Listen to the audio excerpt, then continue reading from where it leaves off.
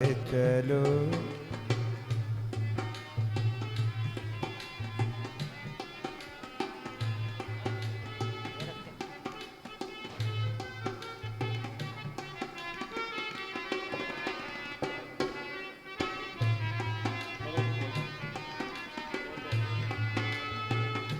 ज्योत से ज्योत जगाते चलो, धर्म की गंगा बहाते चलो।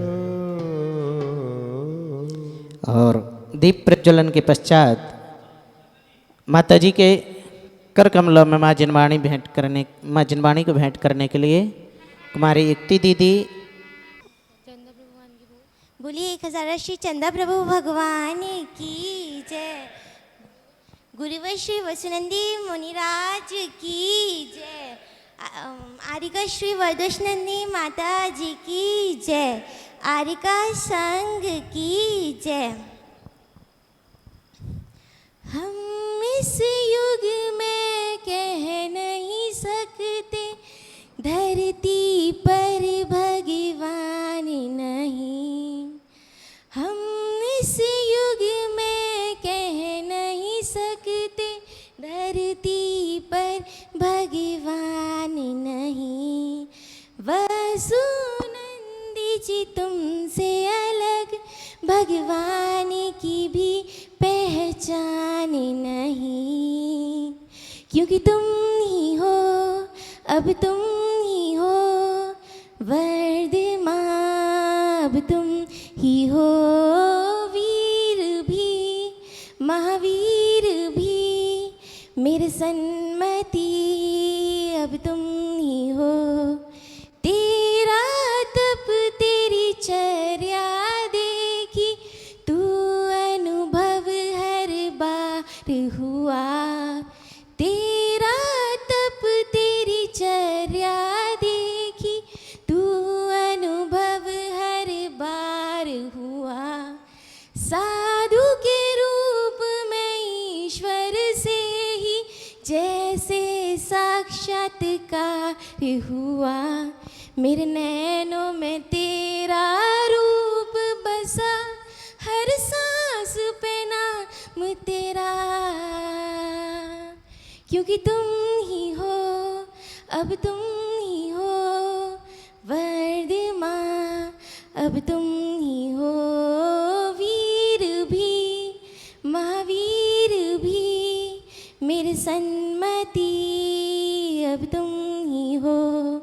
हम इस युग में कह नहीं सकते, धरती पर भगवान नहीं। वसुनंदी जी तुमसे अलग भगवान की भी पहचान नहीं, क्योंकि तुम ही हो, अब तुम ही हो वर्धमान, अब तुम ही हो वीर भी महावीर भी मेरे सन्मति, अब तुम ही हो। बोली श्री 1000 चंद्र प्रभु भगवान की जय। बोली 108 श्री वसुनंदी जी महाराज की जय। आरिका श्री वरदोषनी माता जी की जय। आरिका संघ की जय। मानी पूज्य भय। ओम ह्रीं द्वात्सांगनाय जन्मुखोद्भूत सरस्वती देवी अनर्घ्य पद प्राप्त अर्घ्यम नर्वपामीति स्वाहा। एक और ले लेंगे, आचार्य श्री के चरणों में समर्पित करेंगे। जल सामन चंदन से खुशबू अक्षत पुष्प चरूले आए, दीप चला कर धूप सुफल ले अर्घ्य चढ़ाओ पद में जाए। पावन वसुनंदी गुरुवर को करता और से अभिनंदन, ऐसे गुरु के चरण कमल में सत सत बार विनम्र नमन। ओम ह्रूम फिरोजाबाद में विराजमान आचार्य श्री 108 अभीक्षण ज्ञानोपयोगी वसुनंदी जी महाराज के चरण कमलेभ्यो अनर्घ पद प्राप्त है। अर्घ्यम नर्वपामीति स्वाहा। माता जी के चरणों में अर्घ्य समर्पित करेंगे। उदक चंदन तांदुल पुष्पिकै चरसुदीप सुधूप फलार्घिकै धवल मंगल गान रवा कुले जिन ग्रहे माता जी महम्यजे। ओम राह आर्य श्री 105 वर्धस्व नंदिनी माता जी के चरण कमलेभ्यो एवं समस्त आर्य संघ के चरण कमलेभ्यो अनर्क पद प्राप्त है अर्घ्यम नर्वपामीति।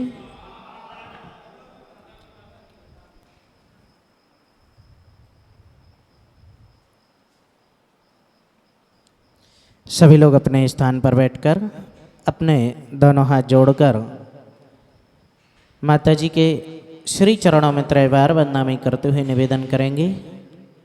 हे माता जी वंदनामी वंदनामी वंदनामी। आप अपनी मंगलमयी वाणी से हम सभी को अभिसिंचित करें। वंदनामी माता जी।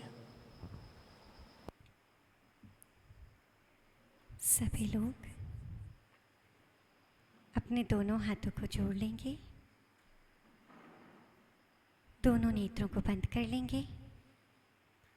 ओंकार का मंगलमय नाद पहले हम करेंगे, पश्चात आप सभी लोग। ओम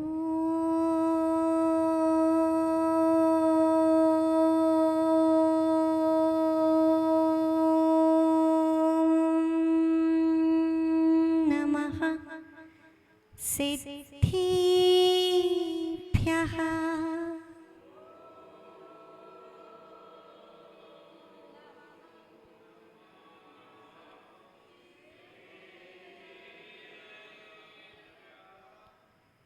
णमियोणि सब सिद्धि झाणोत्तम कविददीह संसारी। दस दस दो दो वजने दस दो अणुपे हणम वोच्छे।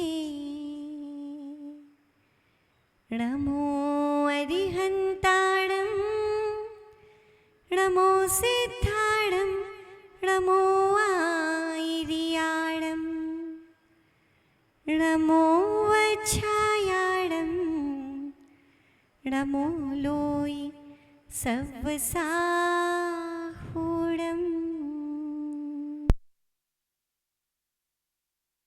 वर्ती त्रैलोक्य पूज्य विश्वाराध्य पंच परमेष्ठी भगवान की अनंत अनंत सिद्धि परमेष्ठी भगवान की। देवादिदेव 1008 मूल नायक श्री चंद प्रभु भगवान की। देवादिदेव 1008 चिंतामणि श्री पार्श्वनाथ भगवान की। आचार्य भगवान श्री कुंद कुंद स्वामी की। परम पूज्य अभीक्षण ज्ञान उपयोगी आचार्य भगवान गुरुवर श्री वसुनंदी जी मुनिराज की।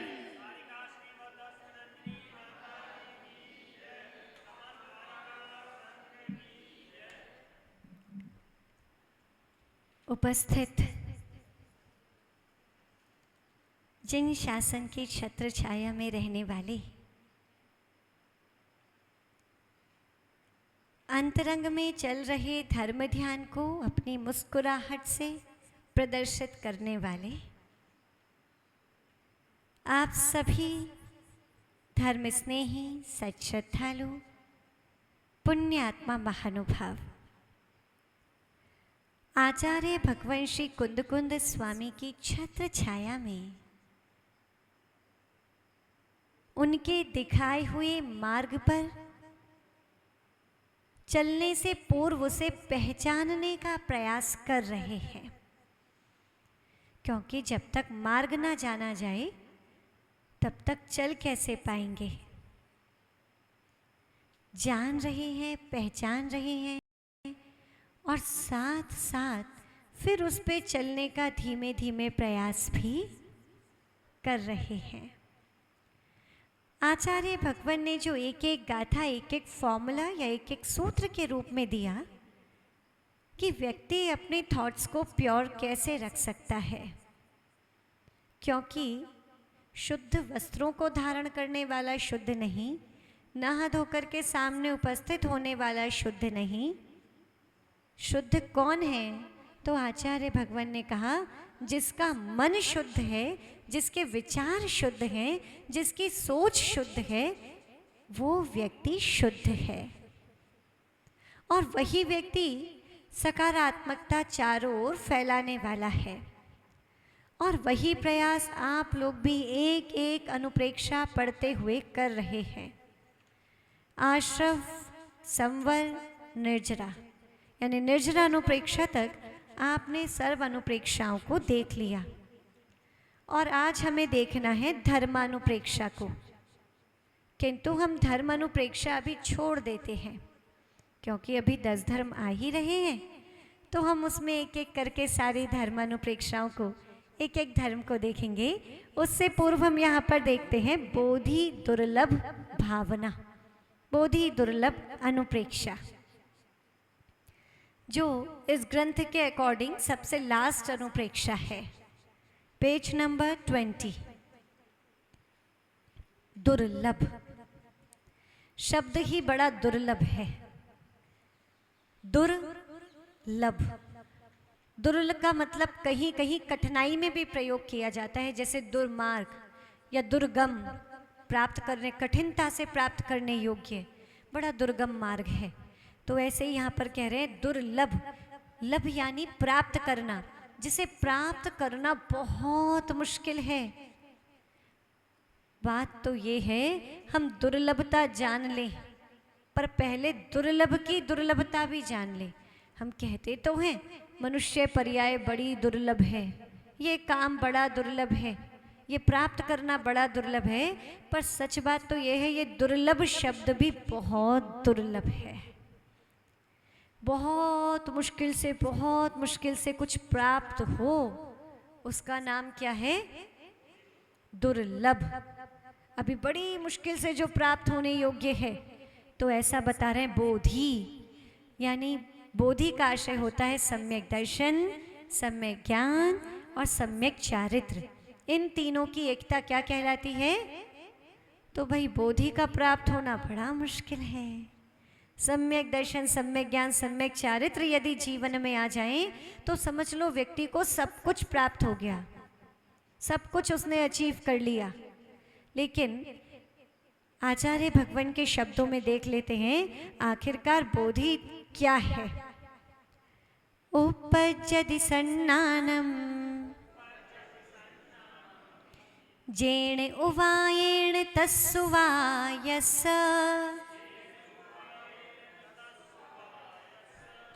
चिंता हवे बोहो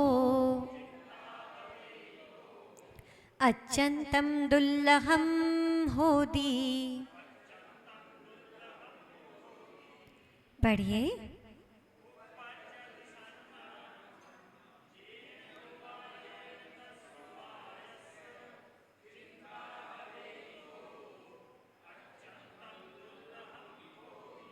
हाँ जी, इस काव्य के उच्चारण में, गाथा के उच्चारण में कोई शब्द बोलने में नहीं आ रहा हो तो निसंकोच पूछ सकते हैं।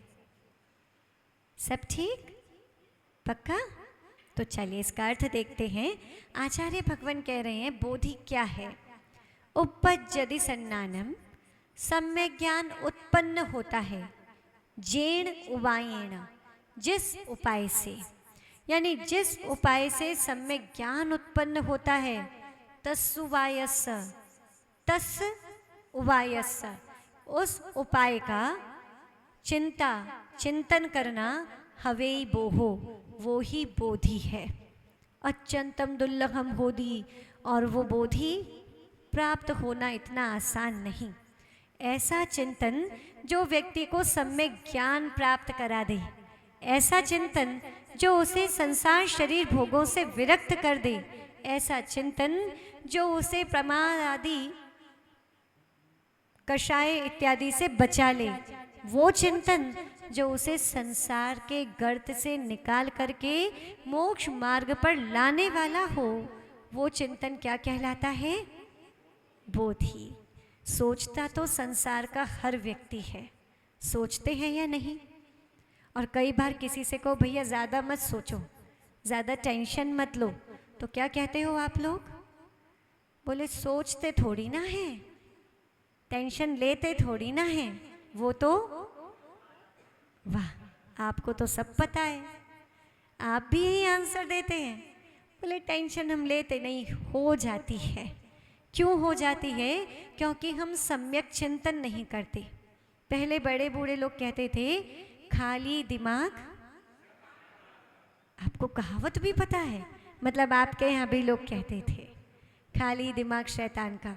यानी जब दिमाग खाली है तो कहीं ना कहीं वो इधर उधर जाएगा ही। खाली बैठे बैठे उसे कुछ भी सूझेगा, फिर दिमाग कुछ भी सोचेगा। कुछ भी सोचने से तो अच्छा है उसे अच्छे सोच पर लगा दो, उसे अच्छी जगह पर लगा दो। उसे कहो तू सोच कहाँ से आया है, सोचो कहाँ जाना है, सोचो ये जीव द्रव्य है, आत्म द्रव्य है। जब मेरा स्वभाव आश्रव संवर निर्जरा कुछ है ही नहीं तो मैं इस संसार में कर क्या रहा हूँ? सोचो, मैंने निगोद से लेकर के सर्व पर्यायों को धारण कर लिया, अपने संसार को लंबा लंबा करता जा रहा हूँ। अनादि काल से अनंतानंत सिद्ध हो गए, उस समय पर मैं अपना कल्याण क्यों नहीं कर पाया?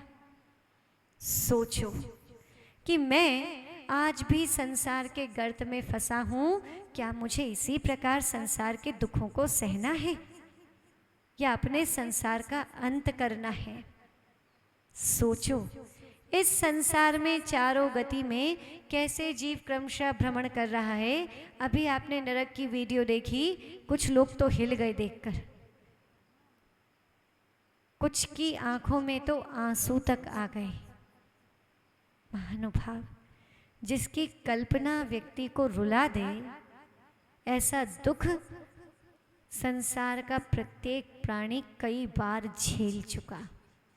जो आपसे यहाँ बैठ कर के 5 मिनट भी देखने में हाथ पैर कांप गए, उस वहाँ पर करोड़ों करोड़ों करोड़ों असंख्यात वर्षों तक जीव रहा है और वहाँ रह करके उसे उस दुख को सहन करना पड़ा है। वहाँ दुख पर बचाने से या दुख से बचाने के लिए वहाँ पर कोई उपाय नहीं है। यहाँ आपको गर्मी लगी, आप आकर एसी में बैठ गए, प्यास लगी पानी पी लिया, भूख लगी भोजन कर लिया, अपने अनुकूल वातावरण बना लिया। किंतु नरक में तो ऐसा कुछ भी नहीं है। नरक तो छोड़ो, तिर्यंच गति के ही दुख देख लो। नरक तो आप कहेंगे इमेजिनेशन का सब्जेक्ट है, लेकिन तिर्यंच गति तो आपके सामने दिख रही है ना। और तिर्यंच गति के कैसे दुख, कहीं किसी स्लॉटरर के आगे से निकल जाओ, उसकी शॉप के आगे से निकल जाओ, जो आप पढ़ रहे हैं, सुन रहे हैं, मार्ग में देख रहे हैं, कई बार पशु कर रहा रहे हैं, कहीं एक्सीडेंट हो गया, बेचारे पड़े हैं। उन तिर्यंच गति, भूख प्यास बोझा लोग लेकर के ढूंढना। और छोड़िए, मनुष्य गति में ही देख लो, क्या सारे मनुष्य अपना जीवन सुख से जी रहे हैं? आपने मनुष्यों को देखा है कैसे? कई मनुष्य जो फुटपाथ पर बैठ कर के अपना जीवन बिता रहे हैं, कई मनुष्य जिनके सिर पर कोई छत नहीं है, कई मनुष्य जिनके एक समय के भोजन की भी।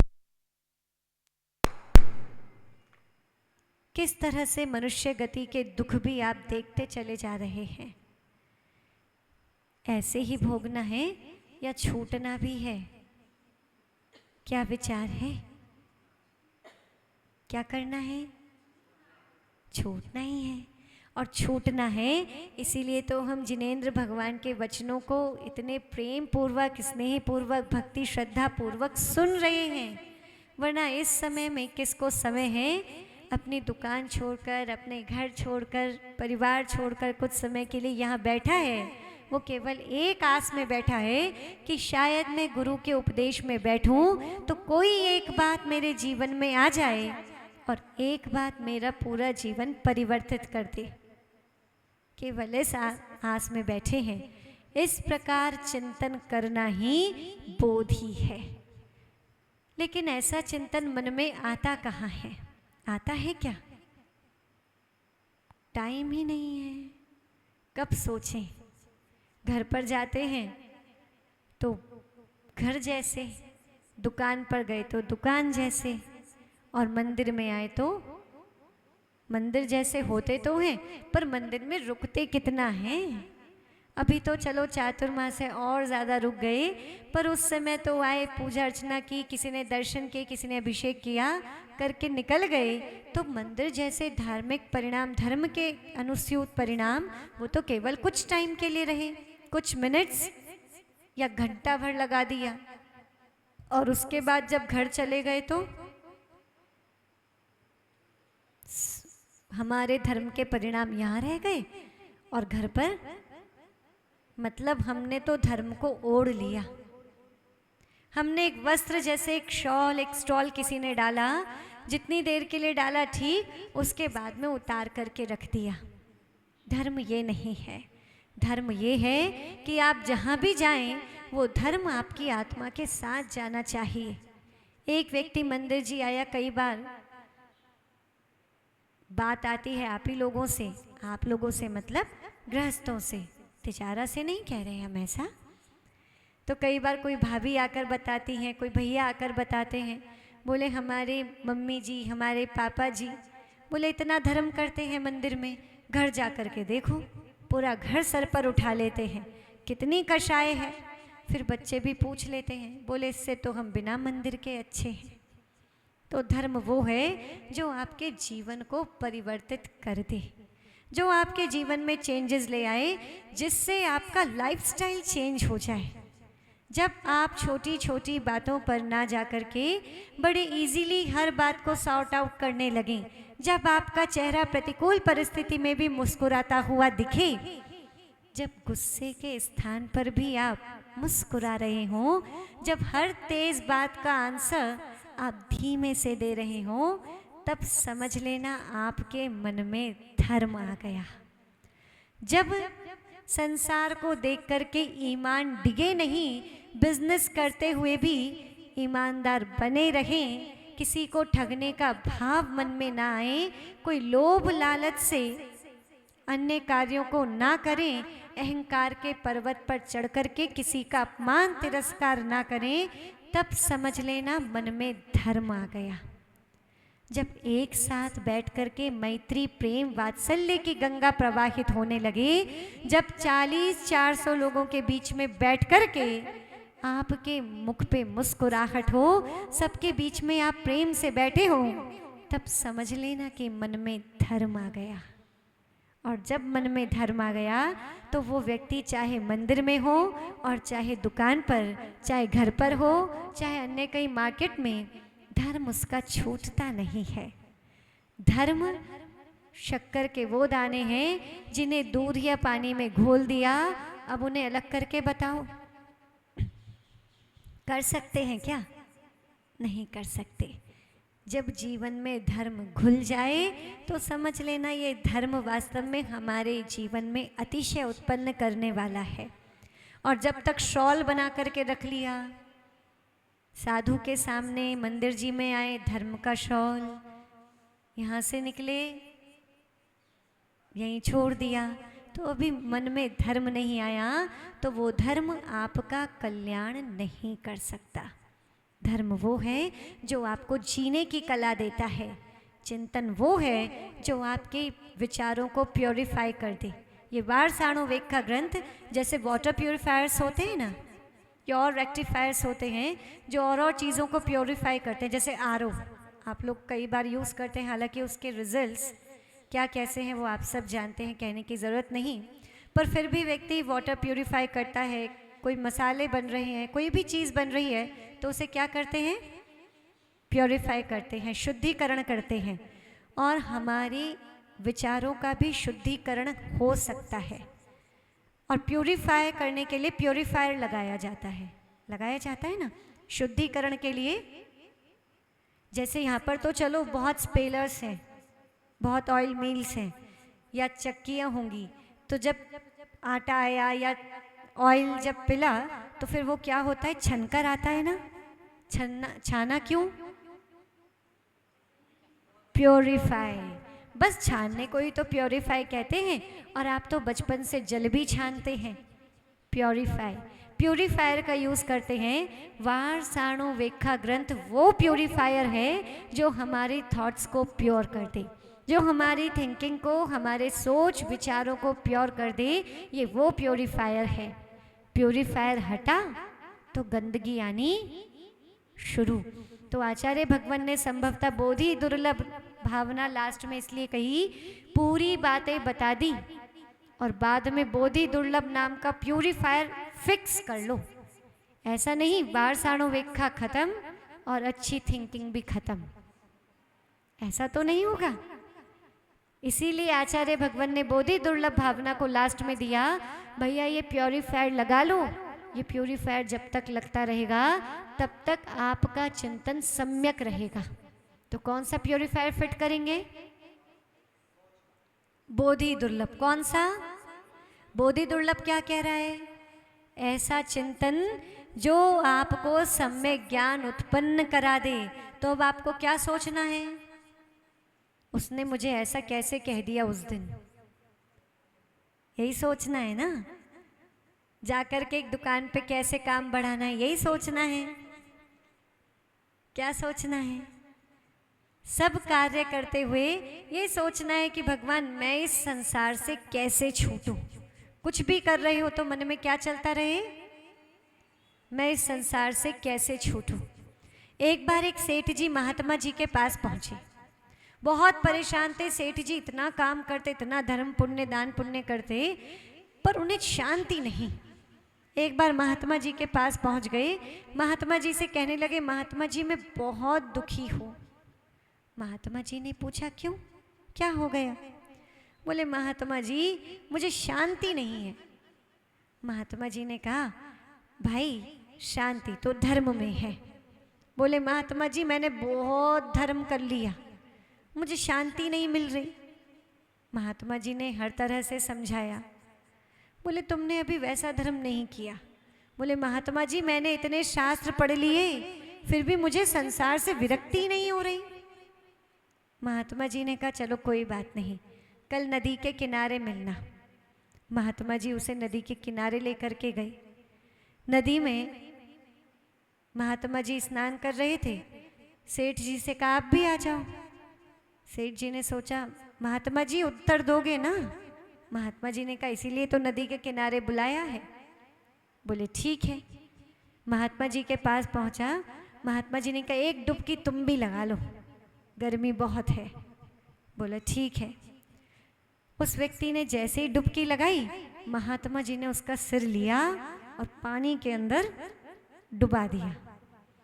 अब वो व्यक्ति बहुत तड़फड़ा रहा था। महात्मा जी हल्का सा थोड़ी देर तक उसे दबाए रहे।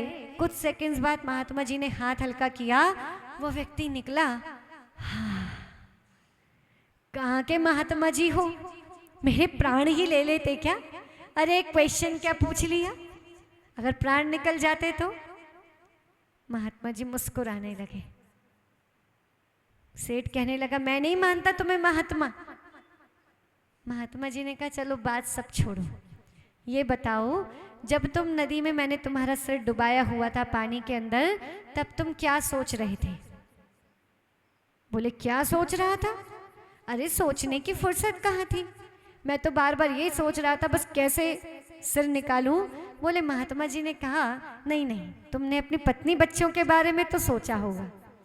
बोले महात्मा जी कौन पत्नी कौन बच्चे, प्राण है तो सब कुछ है, जान है तो जहान है। महात्मा जी ने कहा नहीं नहीं, फिर तो बिजनेस के बारे में ज़रूर सोचा होगा, क्योंकि आप लोग कहते हैं ना बिजनेस के बारे में तो सोचना ही पड़ेगा, कैसे चलेगा। तो महात्मा जी ने बोला तुमने ज़रूर वही सोचा होगा। सेठ जी बोले महात्मा जी आप भी अजीब हो, अरे ऐसे मृत्यु के समय पर कोई ये सोचेगा? महात्मा जी ने पुनः पूछा। बोले तुम्हारे मन में सचमुच कुछ नहीं आया? बोले महात्मा जी बस एक बात थी, मैं नदी से निकल जाऊं। महात्मा जी ने कहा तुम्हारे मन में बात थी ना नदी से निकल जाऊं, तो तुम नदी से निकल गए। ऐसे ही जिस व्यक्ति के मन में बात हो मैं संसार से निकल जाऊं, मैं संसार से निकल जाऊं, वो व्यक्ति संसार में ठहर ही नहीं सकता। उसे ऐसी छटपटाहट होती है जैसी छटपटाहट अभी तुम्हें पानी में हो रही थी। वही चिंतन आचार्य भगवान कुंद कुंद स्वामी कह रहे हैं, संसार से विरक्ति का चिंतन करना। एक बार विरक्ति हो गई तो फिर संसार में रह नहीं पाओगे। भरत चक्रवर्ती का उदाहरण तो आपने सुना ही है ना। कौन सा उदाहरण? भरत जी घर में ही वैरागी, और आप लोग भी आड़ ले लेते हैं, बोले भरत चक्रवर्ती हैं हम भी घर में वैरागी। उन्हें तो अंतर्मुहूर्त में केवल ज्ञान हो गया, पर आप सबको हो जाए, बहुत अभ्यास चाहिए, बहुत अभ्यास। एक बार एक व्यक्ति सोचने लगा, बोले हम छोटे से व्यापारी, छोटा सा परिवार, एक पत्नी, 4 बच्चे, इन्हीं में हम इतने उलझे हैं। भरत चक्रवर्ती की 96,000 रानियां, हजारों पुत्र पुत्रियां। बोले ऐसा नहीं हो सकता कि ये विरक्त घर में रहें। बोले देखना पड़ेगा। बोले हमारा तो 2 घर, 4 घर, मकान, दुकान, इन्हीं में हम उलझे रहते हैं। 4 प्रॉपर्टी बना ली तो कई बार अहंकार पे चढ़ जाते हैं। बोले लेकिन भरत चक्रवर्ती कैसे नहीं उलझते, वो 6 खंड पे राज्य करते हैं। एक व्यक्ति पहुंच गया, बोले भरत चक्रवर्ती से पहुंचकर कहने लगा, राजन एक बात समझ में नहीं आई। बोले क्या हुआ? बोले आप महलों में रह करके वैरागी कैसे हैं?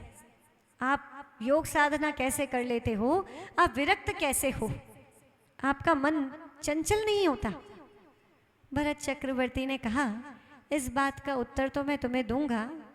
पहले इशारा किया, एक तेल का कटोरा उसके पास लाया गया, उस व्यक्ति को दिया, पूरा ऊपर तक भरा हुआ था। उस व्यक्ति से कहा, जाओ इस तेल के कटोरे को लेकर के पूरे महल में घूम करके आओ, लेकिन ध्यान रखना एक बूंद भी नीचे गिरी तो ये 2 नंगी तलवार वाले सैनिक तुम्हारे पीछे चल रहे हैं और वहीं तुम्हारी गर्दन अलग कर देंगे, और मेरी सारी महल को देख करके आओ। उसने कटोरा जैसे हाथ में लिया, वो तो वैसे ही थर थर कांपने लगा। पूरे महल में चक्कर लगा करके आया, सुबह से शाम हो गई। चक्रवर्ती जी ने पूछा, बोले बताओ महल घूमाए? तेल का कटोरा रखकर उसे सांस आई। बोले हाँ, पूरा महल घुमाया। चक्रवर्ती ने पूछा, अच्छा बताओ मेरी रानियों का कक्ष कैसा था? अंतःपुर में कौन कौन सी रानी को देखा? बोले चक्रवर्ती जी मैंने कुछ नहीं देखा। बोले कहीं की नक्काशी देखी होगी, महल देखा होगा ऊंचा नीचा।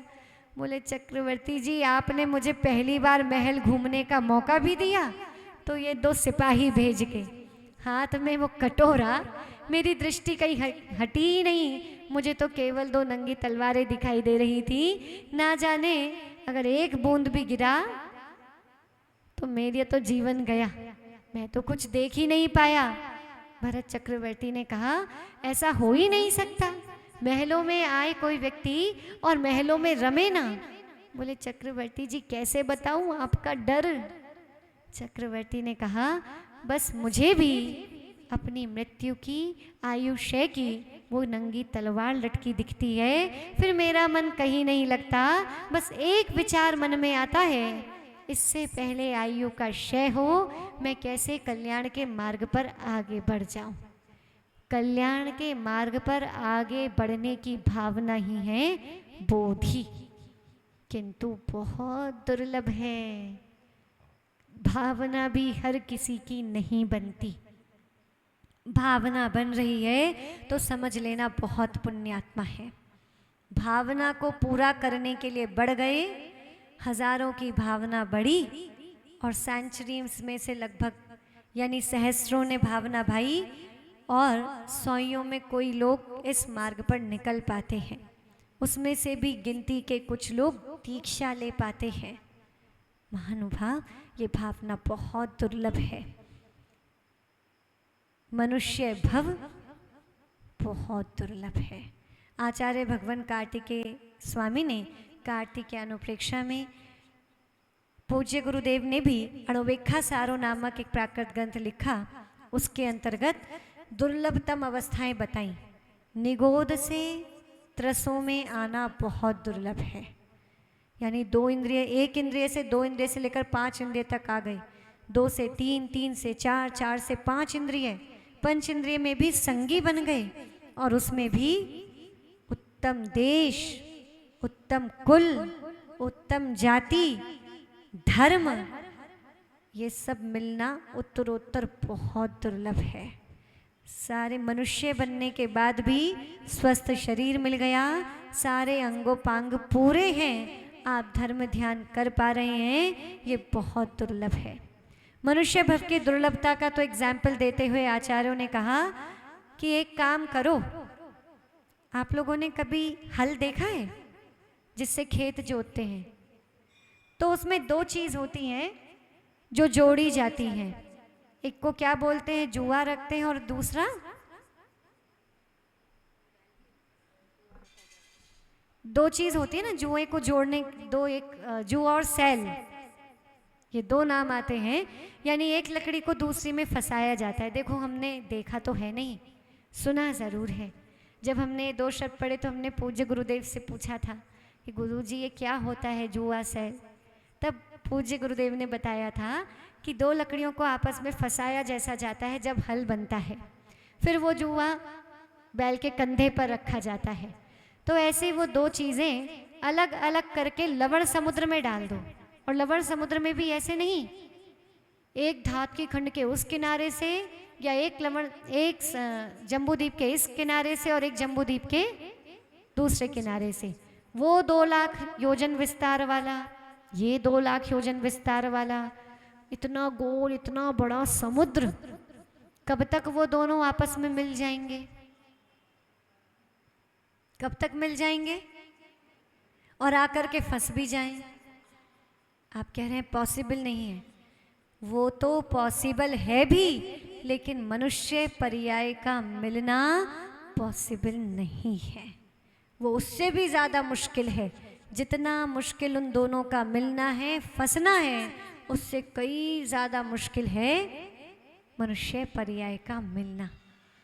एक उदाहरण पूज्य गुरुदेव ने अणुरेखा सारो नामक ग्रंथ में लिखा कि जैसे एक वन जिसमें आग लगा दी, सारे पेड़ जल करके राख हो गए, उन्हीं राख में फिर उन्हीं परमाणुओं से उन्हीं वृक्षों का दोबारा निर्माण होना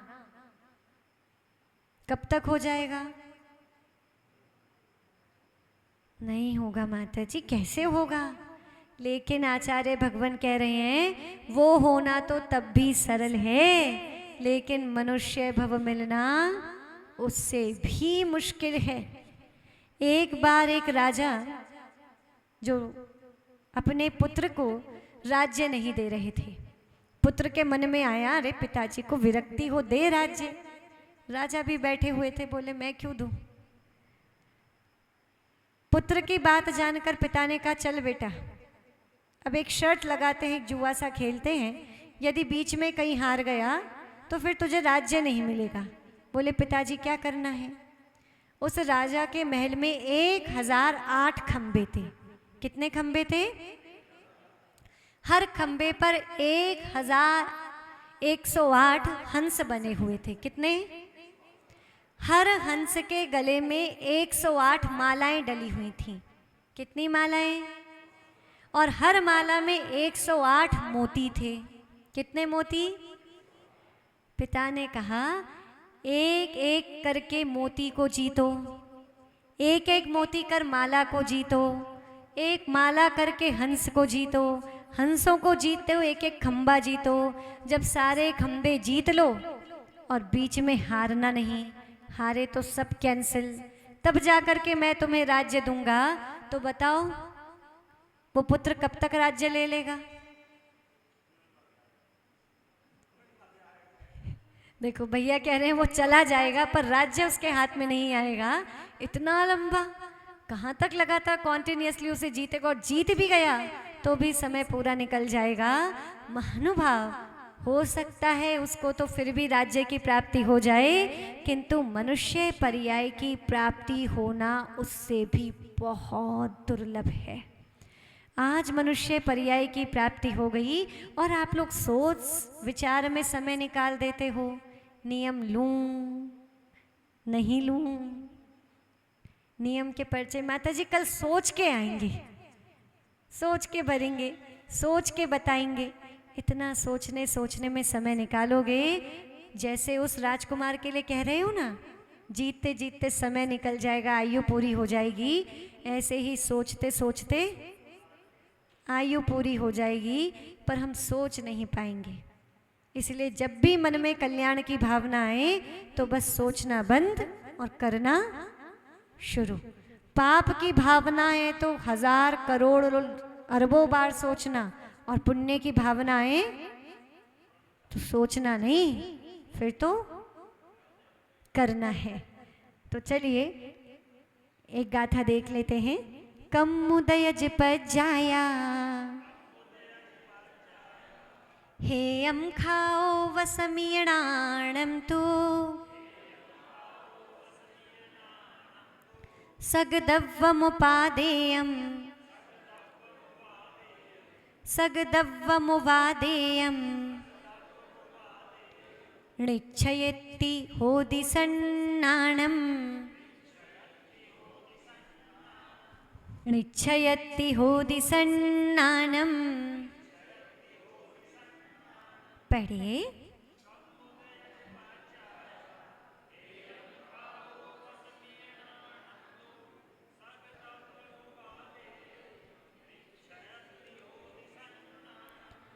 हाँ जी, कम्मुदयज पज्जाया।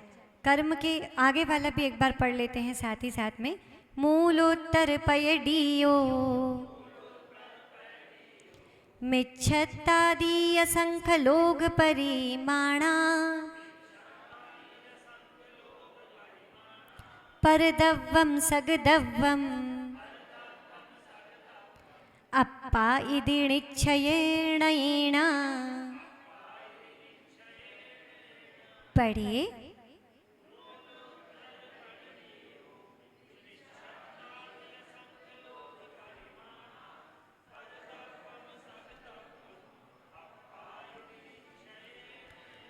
आगे वाली गाथा भी इससे कनेक्टेड है, बस एक गाथा वो और पढ़ लेते हैं।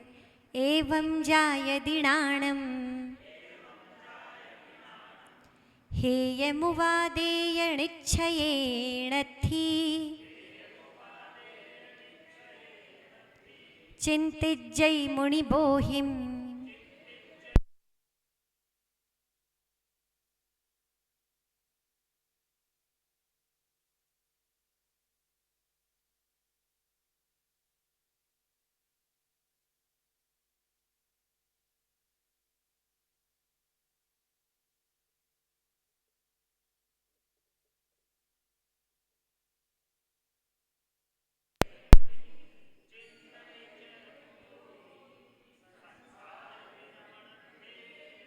संसार विरमण ठेय। परफेक्ट। अब इन गाथाओं में किसी को कोई परेशानी हो, उच्चारण में तो पूछ सकते हैं। सब ठीक? सब ठीक है? चलिए। कम दुयज पज्जाया, यानी कम उदयज, कर्म के उदय से होने वाली पर्याय। हेयम खाओ समीयणाणम तू, क्योंकि ये कर्म के उदय से प्राप्त हो रही हैं, इसीलिए एक क्षयोपशमिक ज्ञान हेय है। कर्म के उदय से जो भी पर्याय हो रही हैं, चाहे क्षयोपशमिक ज्ञान भी है, तो वो सब क्या है? हेय है। क्योंकि आत्मा का स्वभाव क्षयोपशमिक भाव को प्राप्त करना नहीं है। आत्मा के पास तो क्षायिक भाव रहता है। क्षयोपशमिक तो तब तक है जब तक कर्म है, और कर्म अपने पास रखने हैं क्या? पर आपको तो बड़े प्रिय हैं, आप छोड़ते तो नहीं और अर्जन और करते जाते हैं, तो मतलब कर्म तो आपको बड़े प्रिय हैं। हम नहीं मानते। अच्छा एक बात बताओ, धन किस किस को प्रिय है? सबको प्रिय है ना। तो लॉकअप में बंद करके रखते हैं, ध्यान से रखते हैं, खर्च ना हो जाए। आप अपने कर्मों को भी तो ऐसी बचा बचा के रखते हो, बोले कर्म नष्ट ना हो जाए। नहीं नहीं, कोई नियम मत लेना, फिर कर्म नष्ट हो जाएंगे। अरे त्यागी व्रती नहीं बनना, फिर कर्म नष्ट हो जाएंगे। पुण्य कर लिया तो क्या होगा? तो फिर आपको तो कर्म बड़े प्रिय हुए। बोले कर्म कैसे नष्ट? हम त्यागी व्रती बनेंगे ही नहीं, क्योंकि त्यागी व्रती बनते ही तो कर्म नष्ट हो जाएंगे। नहीं, आचार्य भगवान कह रहे हैं भैया ये कर्म के उदय से जो पर्याय हो रही हैं, ये जो क्षयक्षमिक ज्ञान है, ये सब क्या है? है। जैसे आप बच्चों से कहते हैं ना, छोटे बच्चों को पता नहीं होता, माना मिट्टी का डला उठाया मुंह में रखा, तो बच्चों से क्या कहते हो? गंदा, नीचे रखो, छुड़वाते हो ना, उसे कहते हो ये आपके ग्रहण करने योग्य नहीं है। ऐसे ही आचार्य भगवान कुंद स्वामी भी हमें कह रहे हैं कर्म के उदय से होने वाली पर्याय, ये क्षयोपशमिक ज्ञान आदि आपके द्वारा ग्रहणीय नहीं है, आपके द्वारा ग्राह्य नहीं है। कैसा है? हेय है। पुनः सगदव्वम उवादेयम, फिर ग्रहण क्या करें? आप बच्चों को ला करके अच्छी सी चीज़ देते हो, आपने कुछ अच्छा सा कोई पराठा बना के रोल करके दिया, कुछ अच्छी चीज़ रोल करके दी, तो बच्चे से क्या कहते हो?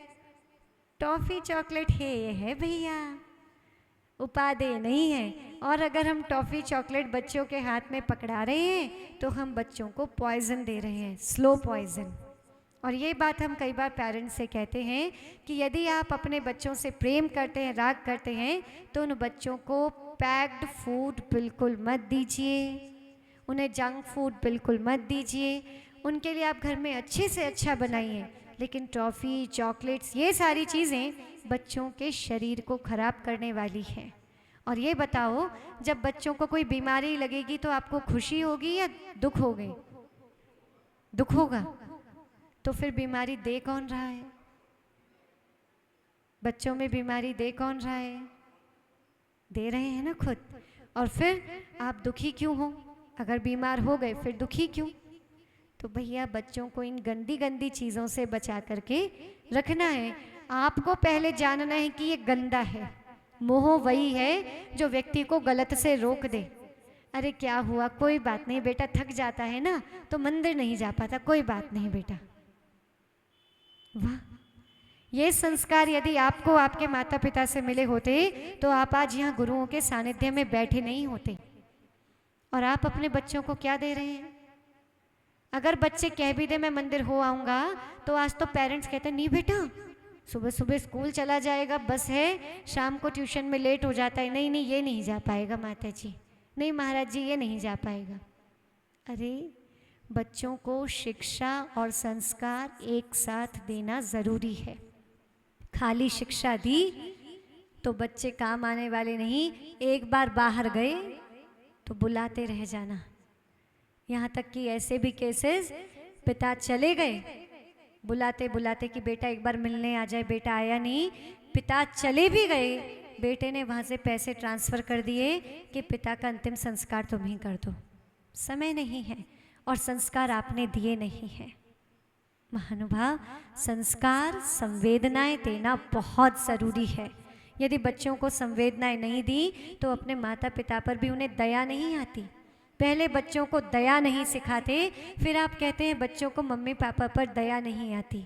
कैसे आएगी? आपने कभी एक छोटे से जीव पर भी दया करना सिखाया तो आएगी।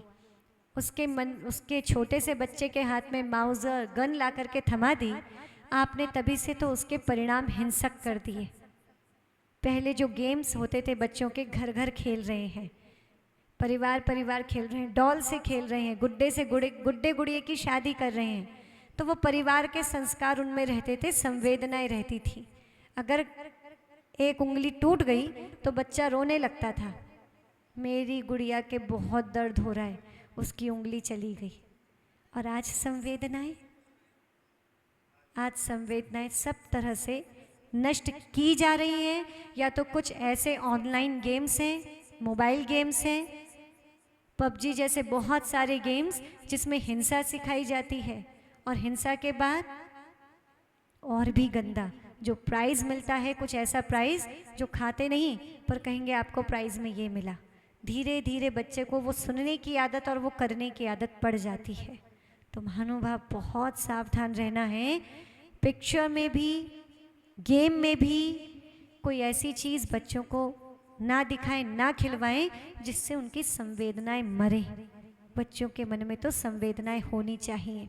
तो कर्म के उदय से उत्पन्न होने वाली पर्याएं जो क्षयोपशमी ज्ञान आदि है वो सब हे है, और यदि उपादेय है तो सब दवम जो हमारा द्रव्य है। द्रव्य कितने हैं? कौन कौन से हैं? जीव, पुद्गल, धर्म, अधर्म, आकाश, काल। इसमें से आपका कौन सा है? आपका या आप जीव द्रव्य हैं। आपका और कोई द्रव्य है ही नहीं, और कोई दूसरा जीव द्रव्य भी आपका नहीं। आपका आत्म द्रव्य, जीव द्रव्य ही आपका है। बस वही आपके द्वारा उपादेय है। जो अपना है वही अपना है, बाकी सब सपना है। बाकी कुछ ग्रहण करने योग्य नहीं है। माता पिता बच्चों को संस्कार देते हैं। बच्चों के जब छोटे छोटे बच्चे होते हैं ना, या तो वो पेंसिल खो आते हैं या एक्स्ट्रा पेंसिल ले आते हैं ना कई बार, फिर उनके पेंसिल बॉक्स को मम्मी डेली चेक करती हैं, और यदि कोई एक्स्ट्रा पेंसिल, एक्स्ट्रा इरेजर कुछ भी मिला, बेटा ये किसकी ले आए? ये तुम्हारी नहीं है, वापस करके आओ। सिखाते हैं ना। तो यही हमारे आचार्य भगवान हमें सिखा रहे हैं, अरे आपका तो केवल आत्मद्रव्य है, कौन कौन सा पर द्रव्य पकड़ करके बैठ गए? चलो छोड़ो सबको, ये आपका है नहीं। जो आपका है उसे अपने पास रखना है। शेष सब है ये है, उस सबको छोड़ें। बाकी की दो गाथाओं के अर्थ कल देखेंगे। आज का समय पूर्ण हुआ, आज के लिए इतना ही। बोले परम पूज्य आचार्य गुरुवर श्री वसुनंदी जी मुनिराज की।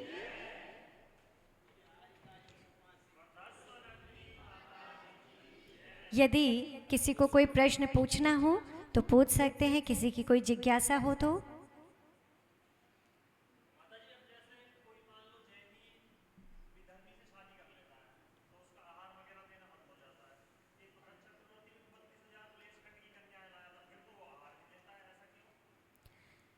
पहली बात, राजधर्म अलग धर्म है। राजाओं के लिए रूल्स अलग होते हैं, यानी राजाओं को सूतक पातक भी नहीं लगता। तो अगर हम हर चीज़ ऐसे कंपेयर करें तो वो भी पॉसिबल नहीं। दूसरी बात, जो म्लेच्छ खंड की रानियां होती हैं वो खंड म्लेच्छ ज़रूर है, पर वो आर्य होती हैं। जैसे आर्य खंड में भी सभी आर्य हों ऐसा नहीं है, म्लेच्छ जैसा काम नहीं करते क्या? आर्य खंड में भी म्लेच्छ जैसी प्रवृत्ति वाले लोग हैं, और म्लेच्छ खंड में भी आर्य जैसी प्रवृत्ति वाले लोग हैं। ठीक है? और कोई?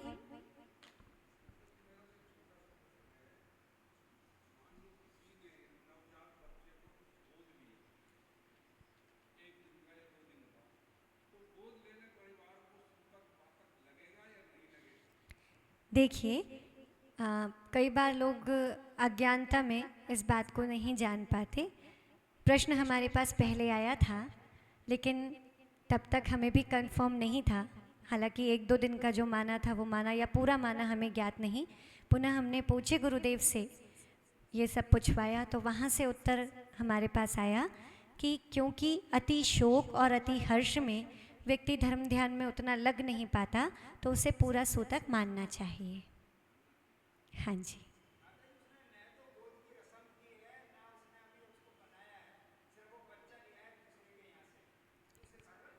जी,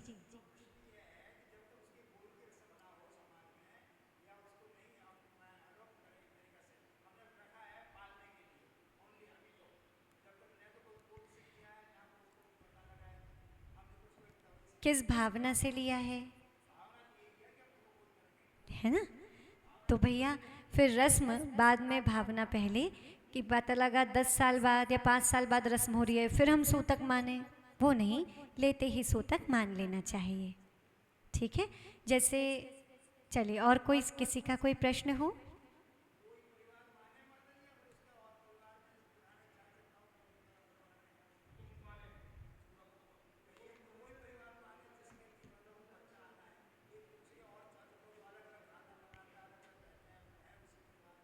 मानना तो फिर सब, जब मानने में आ गया कि सूतक मानना चाहिए, फिर तो सबके लिए ही आ गया।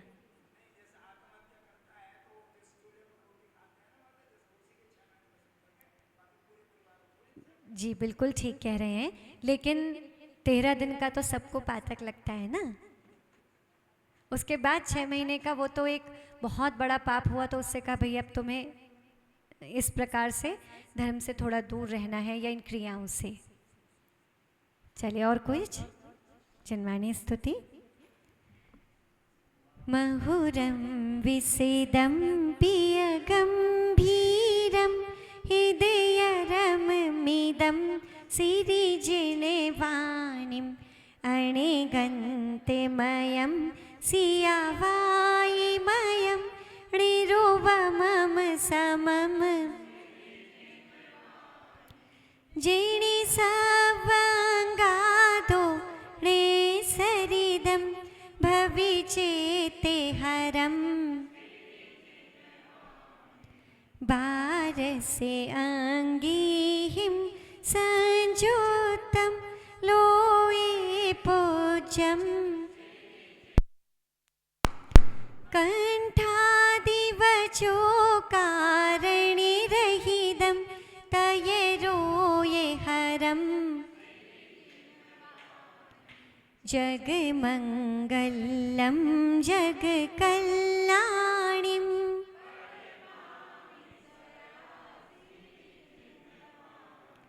पडमामि सया सिरिजिनवाणिं पडमामि सया। 9 बार मुका है।